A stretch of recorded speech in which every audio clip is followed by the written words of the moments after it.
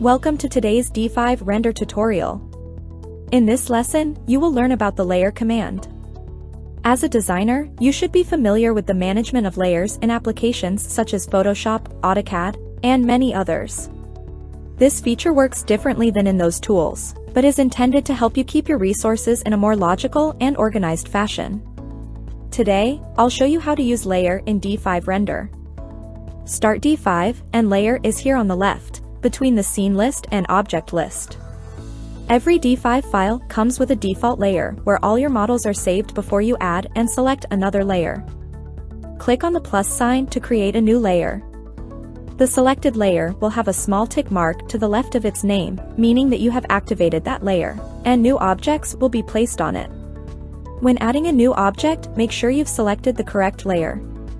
When you select an object, you'll see its layer displayed on the right of the interface. You can move the object to another layer here in the drop-down list.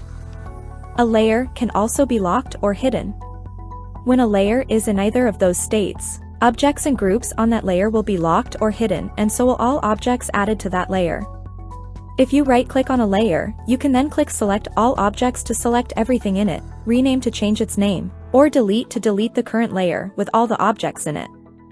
It should be noted that the Delete button will remove the current layer and all objects in it. If you want to keep those objects, right-click and select All Objects and move them into another layer before deleting the layer.